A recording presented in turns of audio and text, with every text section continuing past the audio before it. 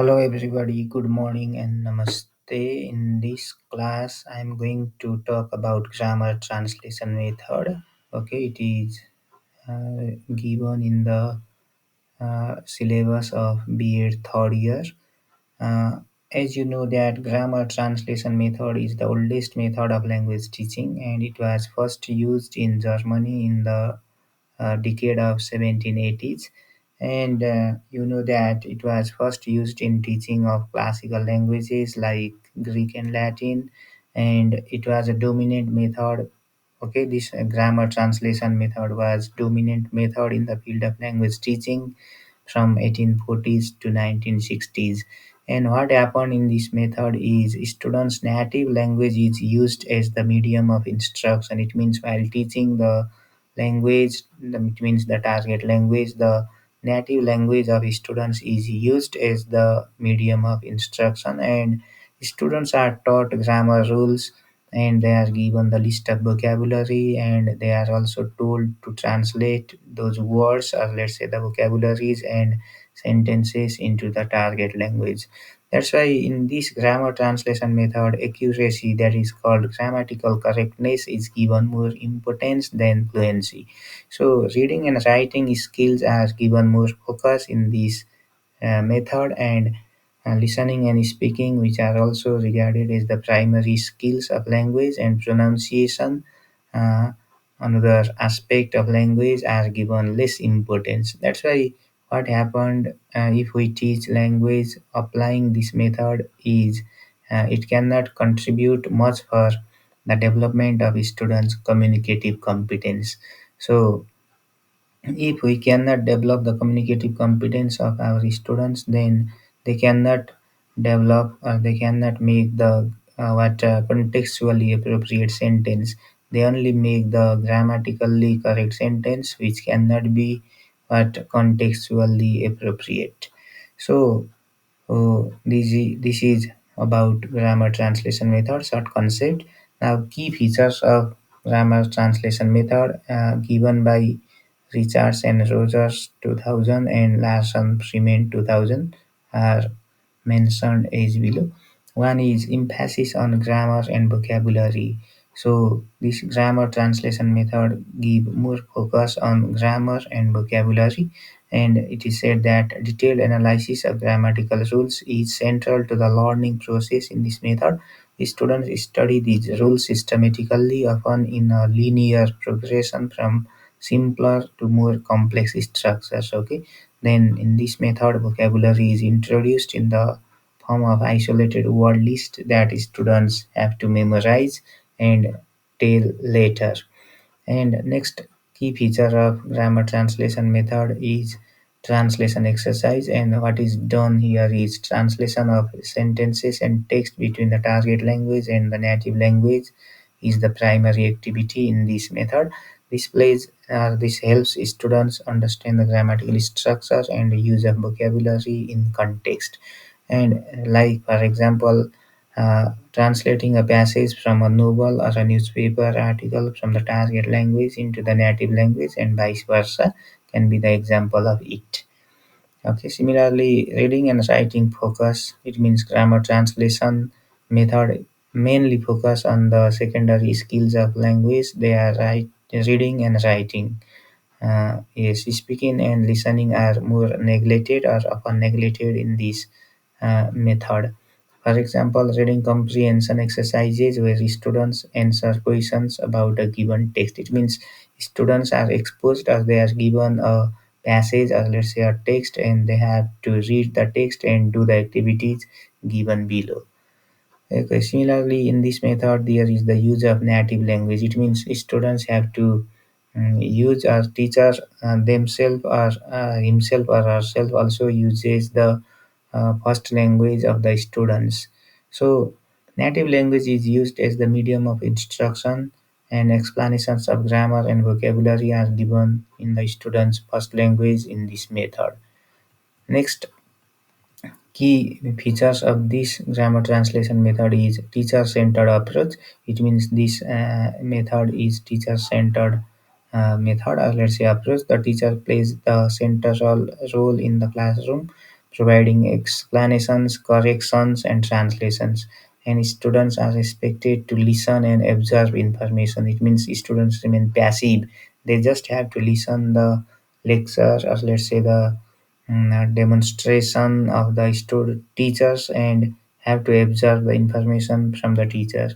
And the method is highly structured, with the teacher controlling the pace and content of lessons. And next one is accuracy over fluency. It means it more focuses on accuracy rather than fluency. Okay, these are the some uh, key features of grammar translation method given by Richardson Rogers and Larson Freeman. So, what can be the classroom procedures according to Larson Freeman then? Okay, in her book Techniques and Principles in Language Teaching, Deanne Larson Freeman 2000 outlines specific classroom procedures related with grammar translation method, and these procedures provide a structured approach to teaching languages through grammar and translation exercise. So what should be done, okay, while teaching target language, or let's say on the other language, by using grammar translation method, then which is the oldest method.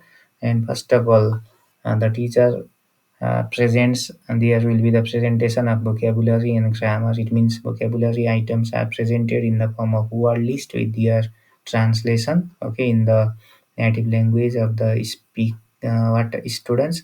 And grammar rules are explicitly taught, often using deductive methods where the rule is presented first, followed by examples. Okay, it means while to teach the grammar, the teacher follows the deductive method.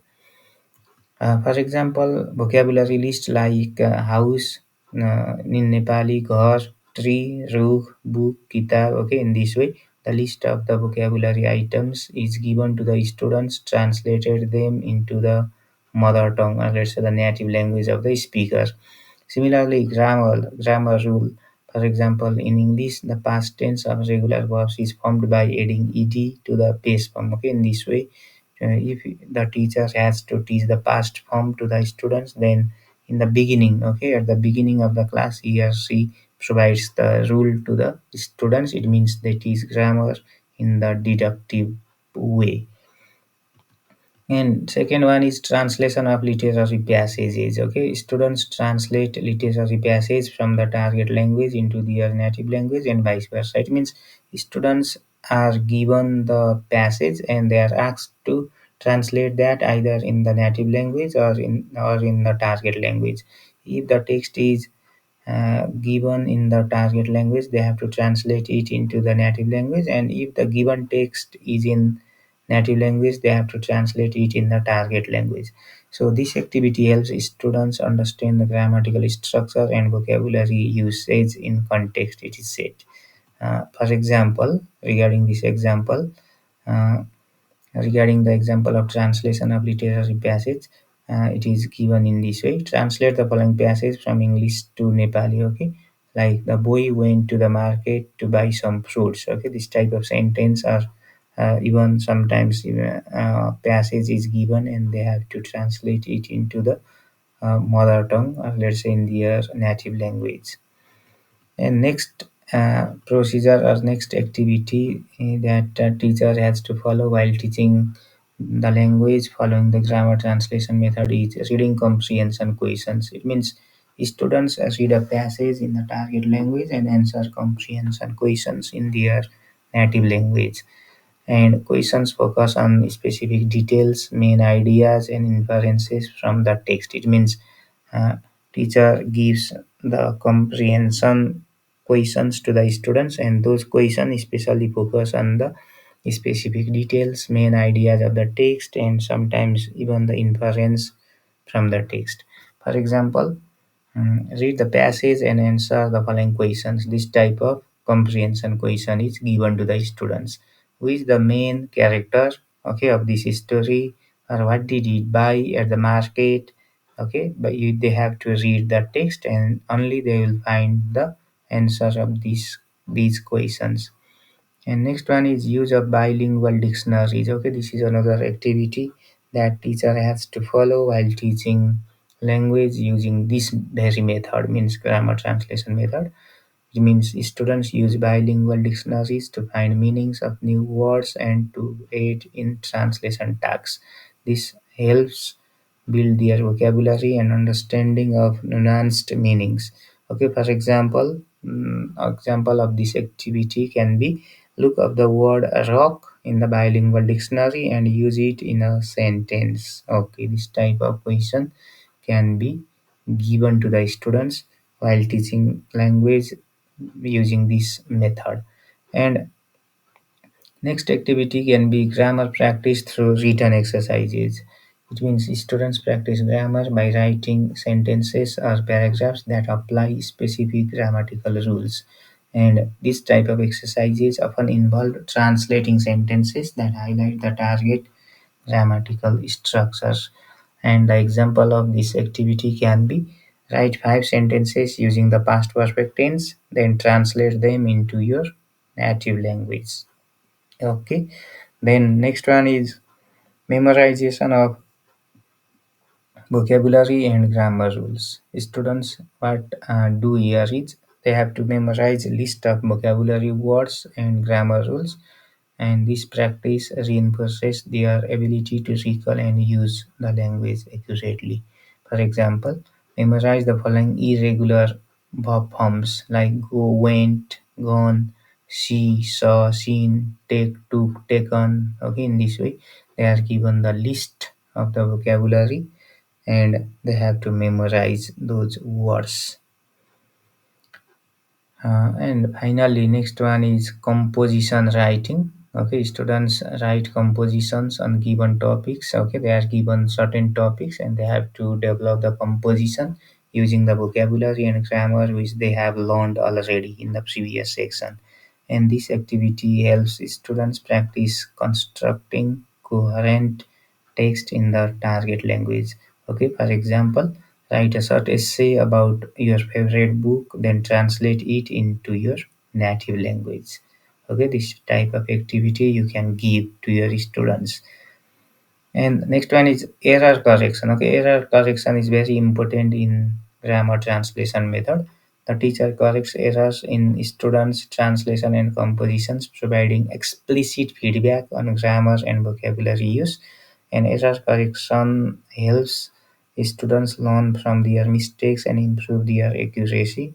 It believes that. And one example is the teacher reviews a student's translated passage. Okay, they were asked to translate the text into the native language or in the target language, and when they completed translating it, then the teacher checks it and points out the errors and gives some what feedback, explicit feedback to make the correction. So these are some classroom procedures that a teacher has to follow while teaching language, applying this, let's say, employing this grammar translation method. So, what are the advantages of this method then? Okay, let's talk about the advantages, then we discuss about the disadvantages also. And one of the advantage of this method is clarity and precision. It means by focusing on grammatical rules and vocabulary, a grammar translation method can provide a clear understanding of structural aspect of a language. Okay, then next one is familiarity. It is also the advantage of GT method. And students who are used to traditional forms of education may find this method very comfortable and predictable. And next one is resource availability. Grammar translation method requires minimal resources. It means having minimal resources is also very sufficient to teach the target language. So it is another what advantage of grammar translation method. But it has many other disadvantages.